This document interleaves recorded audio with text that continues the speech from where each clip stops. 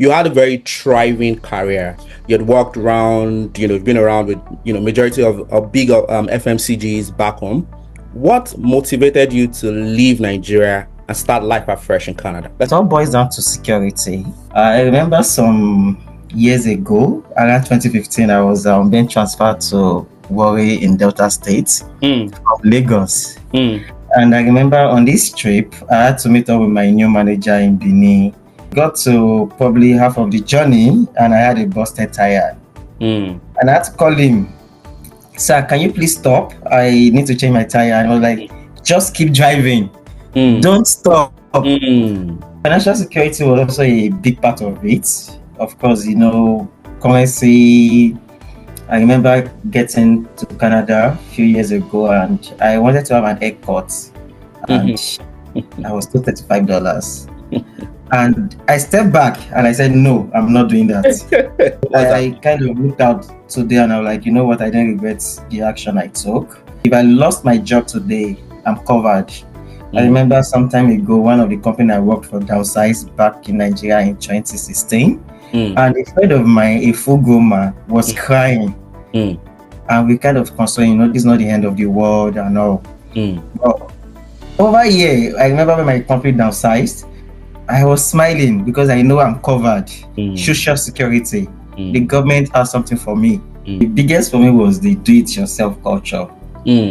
Trust me, like I said, there was a day I stepped out. I was going to get a screen guard. And that was just my second day in Canada. Okay. I was with my uncle and I got a screen guard and I went to the cashier and like, "You know what, can you please fix this?" And she was like, "No, you do it yourself." And I was shocked. I've never had to do it myself in Nigeria, right? I buy phone in Copter Village, they change my screen, they change the screen guard, they put the casing for me. Another was the weather. Oh my God. I came in during summer and I felt like it's not possible for us to have an extreme cold weather here. Considering that summer is really very hot, right? Very hot. And in the space of 3 months, the story changed. It moved from fire to ice. And like, wow. And that was shocking. And I think that led to what we call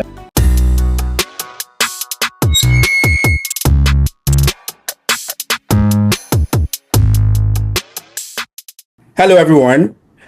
This is the Debo Talk Show, and I am really excited for all of the support that I have been receiving from everyone who has tuned in, for the views, for the comments, and the likes. We really say thank you. Today, we have an exciting personality in the house, someone that I have a lot of respect for. He's known as Oluyemi Olaniyi. One interesting thing about Yemi is he had a very successful career. He's worked with different top multinationals like Nigerian Breweries, like Nestlé, Guinness, and then he chose to abandon all of that seemingly success back home in Nigeria to start life afresh in Canada.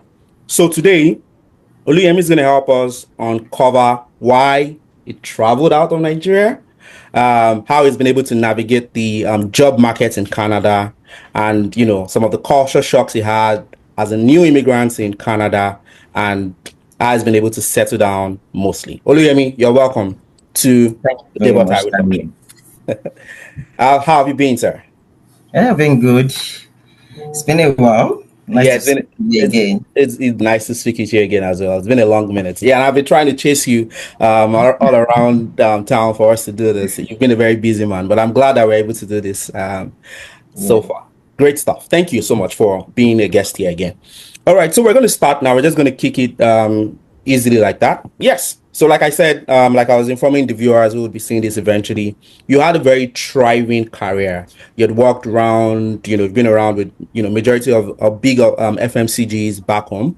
What motivated you to leave Nigeria and start life afresh in Canada? Let's start from there. So, okay, thank you for having me on your show. First of all, I'm going to be starting with what motivates everyone to want to leave, even though we have our personal reasons aside the general motivation. So it all boils down to security. And based on personality or who you are, then you kind of decide what's more important to you. Mm-hmm. So for some people, it might be financial security. For some people, physical security. For some, maybe social security or psychological security. But for me, it's a combination of one or two. Most importantly, physical security and social security. So what do I mean? So, well, the country we came from. I usually love to, talk about stuff with stories, right? I remember some years ago, around 2015, I was being transferred to Warri in Delta State Mm, from Lagos. mm. And I remember on this trip, I had to meet up with my new manager in Benin, and we were heading to Warri, which was around 45 minutes or 1 hour, I've forgotten.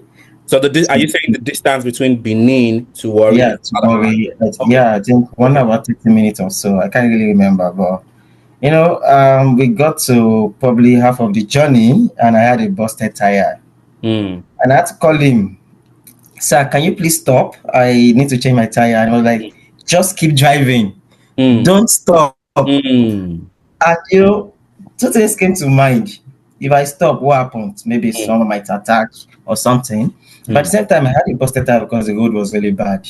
mm, And I realized that, okay, this is quite different from where I was coming from. I need mm, to be careful. mm, And you can also agree with me that you might step out of your house and end up in the station in just 3 to 5 minutes, mm, or even find a soldier slap you in the presence of your wife or your kids, and there's nothing you can do. So mm, these are the reasons I feel like, you know what, this country is not looking too safe for me or mm, for some other people. mm, Although if I'm there, I will survive. But I mm, mean, if I have an option, then I move. mm. So for me, physical security was key. Okay. Right? I need to be sure that I can step out of my house and come back safe. Mm-hmm. And I need to be sure that I'm secured. I don't have anything for you to want to kidnap me. So I've never been really worried about that. Okay. But I've had friends, or I have a particular friend that was close to me and Mm, he had experienced kidnap.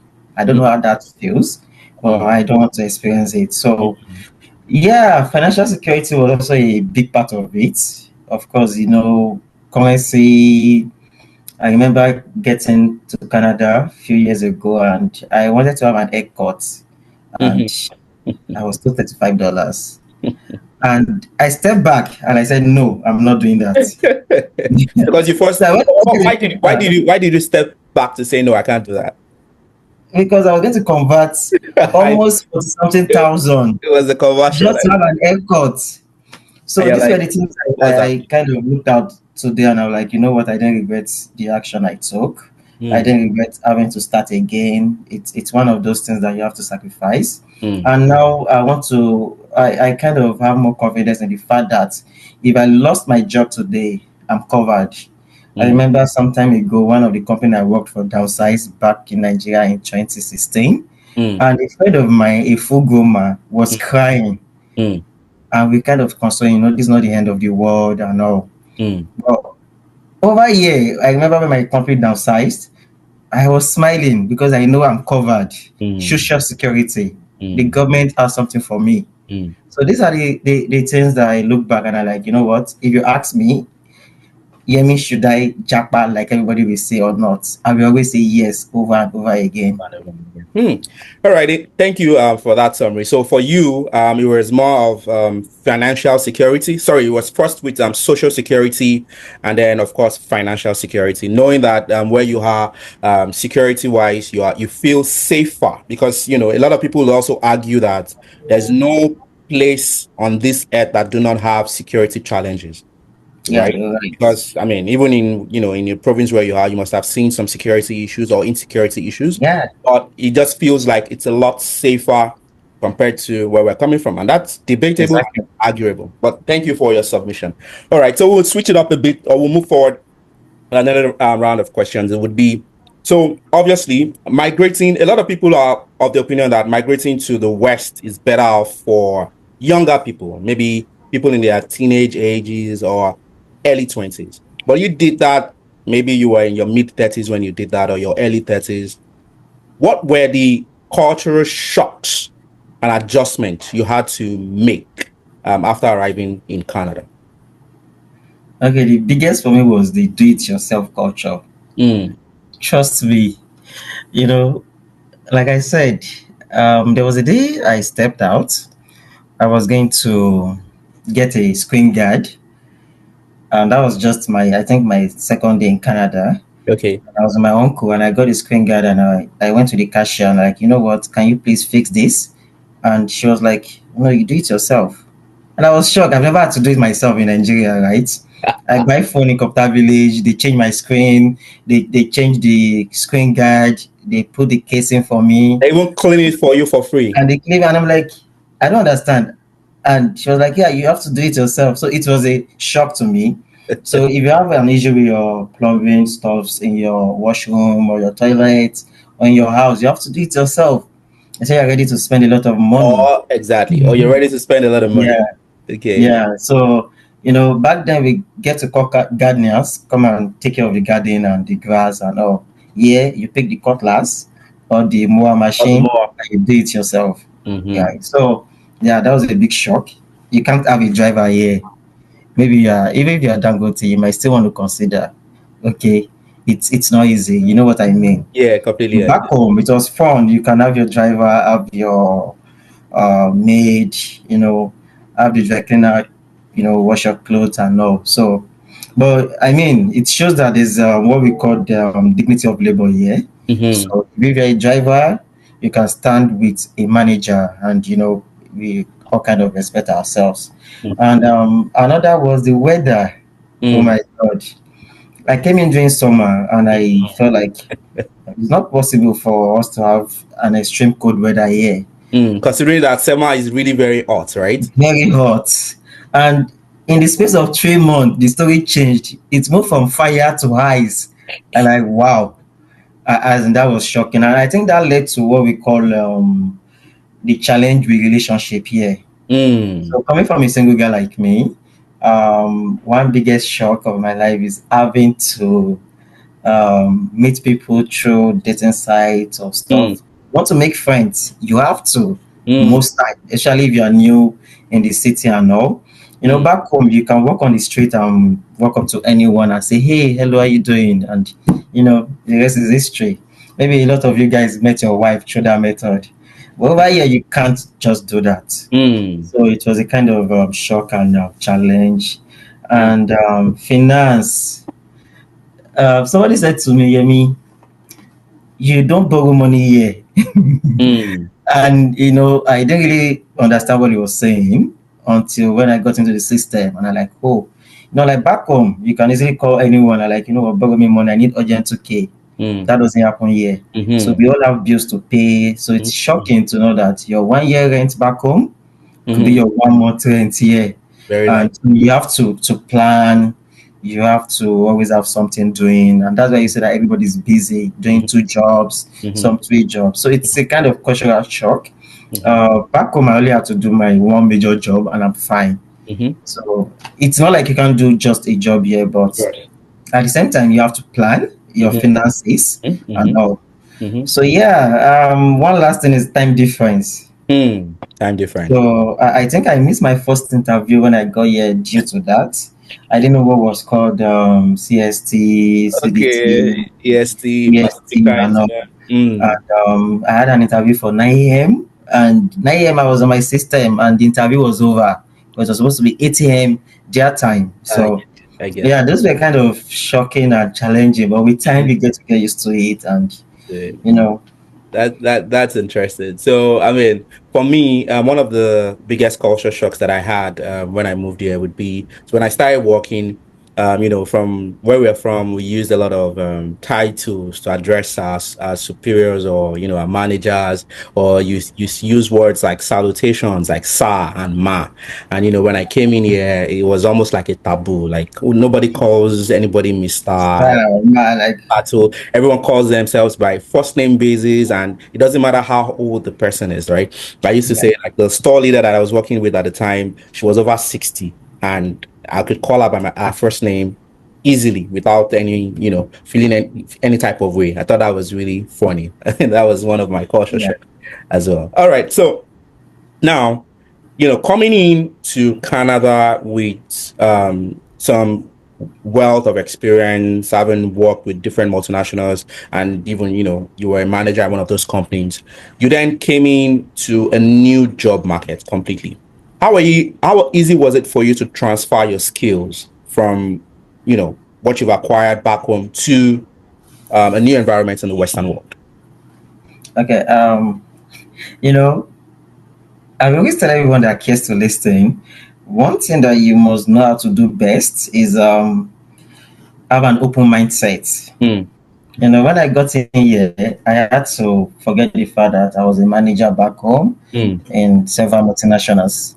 mm, So knowing that I have to start afresh mm, and I have to start somewhere. mm, So one thing that I did well was to tell myself, Yemi, you don't have to be in the commercial field or business development or sales or marketing. mm, You need to try to do other things.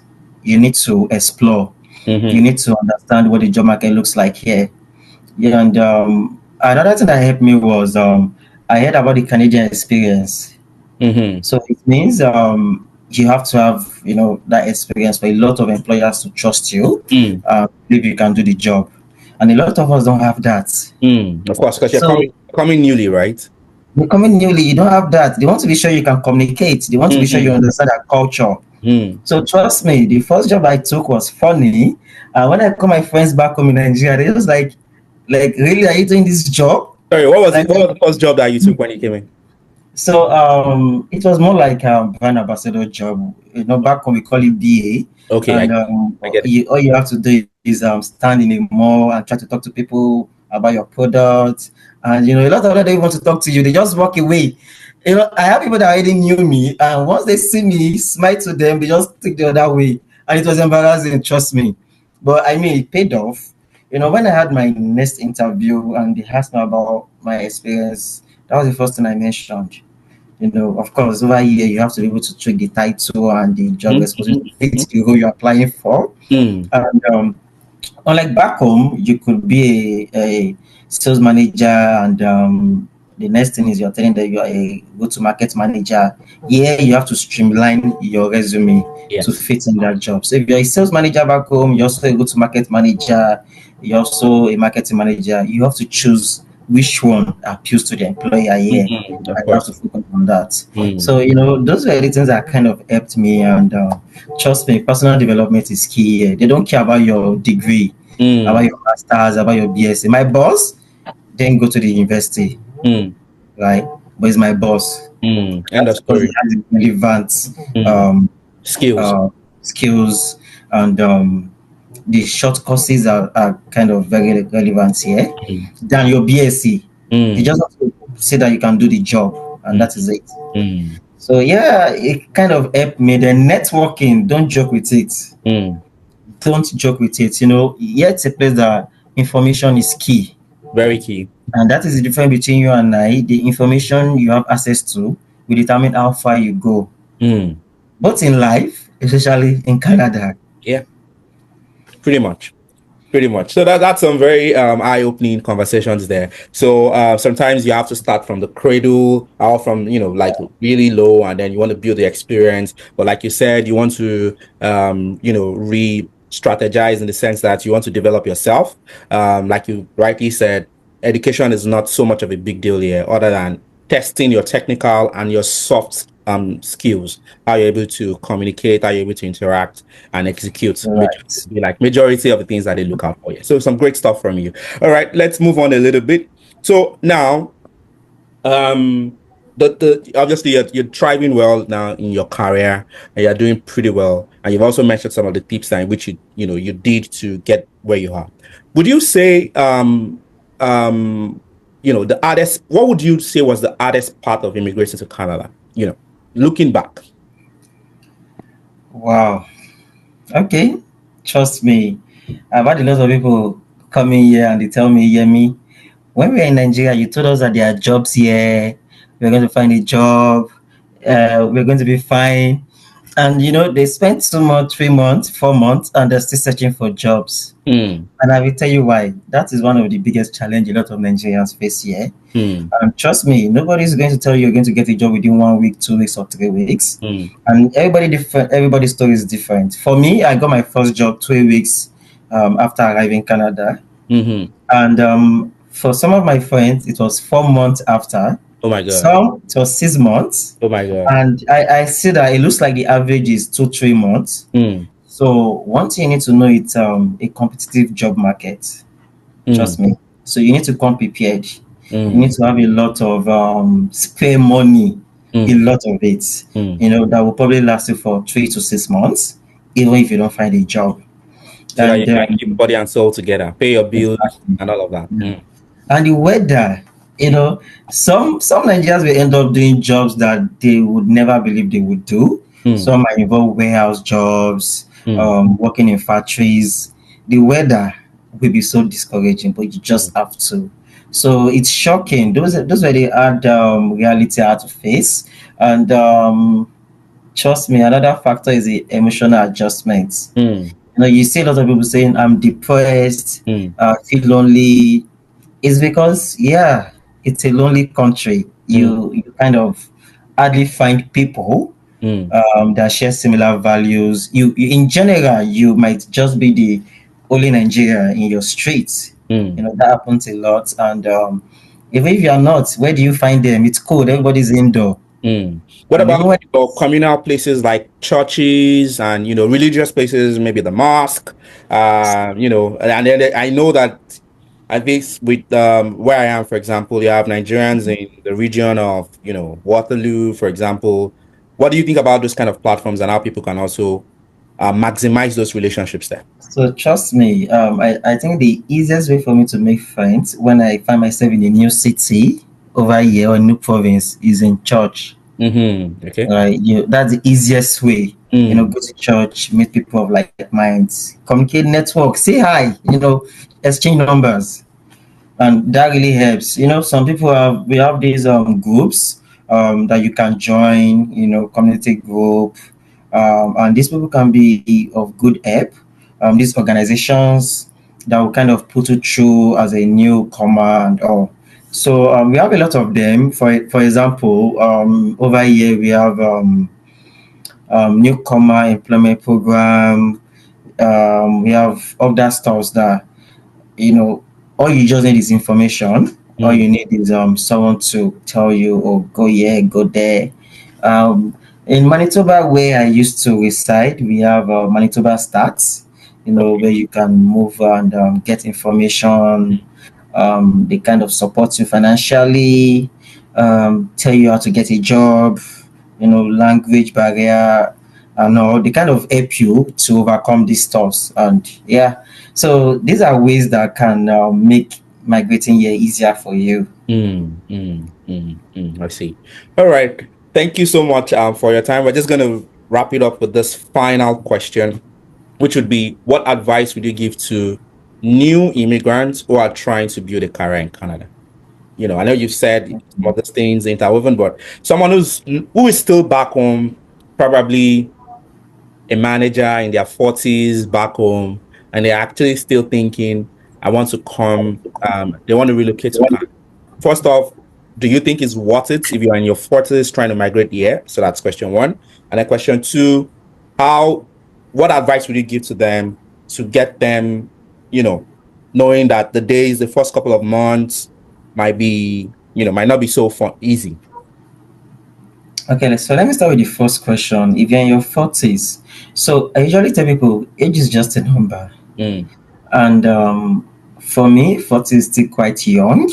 And the reason I'm saying this is because, you can be in a place and you might be in the other place and achieve in 6 months what you couldn't achieve in the other place in 6 years. Mm. So you can be in place A and place B, and in 6 years, you're not probably able to achieve a lot, and in 6 months, you're able to achieve a lot. So the age is just a number. Mm. Uh, I've seen people start afresh, even above 40, and are doing well. Mm. And one thing I'm going to say is about I'm going to give three advices to newcomers or people that want to come to Canada and they kind of stand the risk of starting afresh. You need to know that, right? It's one of the biggest advice I will give is open mindset. Mm. You know, I remember um, coming across one of my senior colleague while in one of the companies I worked for, and I spoke to him. I was worried. You know, that was just a week after I got to Canada. I was like, I've been applying for a job. I started applying for a job from Nigeria, and when I got here, I'm like, I've not gotten the number of interviews I expected to have gotten. I probably applied for 3, 4, 5, 10 jobs a day. And I was worried. And he told me, what jobs have you been applying for? And I said, sales, marketing, business development. And he said, no, you have to expand your search to other fields. Mm. And he sat me down and I did that. And that was how I got my first job. So you need to have an open mindset. Mm. Forget about the field, forget about your experience, forget about what you did back home. Mm-hmm. Know that you might come here and find yourself in a different field entirely. Mm. It's Mm. just a way to start. Mm. And another big advice I will tell you is just give yourself time. I see people saying, you know what, I have to go back home. There's no job. It's challenging. But people are out there getting nice jobs, amazing jobs. Mm. You know, we have people in the IT, in the Sector. health sector. We have people in other amazing sector, manufacturing, oil and gas, Mm. and they are doing very well. And these are newcomers just like you. Mm. But trust me, we won't all get there at the same time. And person A might actually get his first amazing job in few weeks getting to Canada, while person B might get it in 2 years. Mm. But what is common is give yourself time. Mm. At the end of the day. Now, it's going to be different, but give yourself time. Don't compare. Don't compare yourself with anybody. You just get heartbroken, Mm. right? I've seen Mm. a lot of people do that. Yeah, I mean, when you go here, you got job and you start working, and I've been here for 4 months. I want to go back to Nigeria. No, Mm. because you're still gonna come back to face the same thing. Mm. So, lastly, network. You need to Network. expand your network Mm. because the value of people you speak to will determine how far you go in life. Mm. You know, the knowledge they're able to impart in you will determine a lot. A Mm. lot of people got their first job or their first house or their first support through information, True you know, information. and it might just be that Uber driver. Mm. You know, you don't know. I remember a friend tell me that, Yemi, would you believe that I just took this Uber. I was going to the store and they had the conversation and that was how the rest is history right now. And the Mm. guy works in a top oil company right now in Canada. Interesting. So they just had this conversation and the guy just mentioned one or two things and he was interested and he applied. Mm.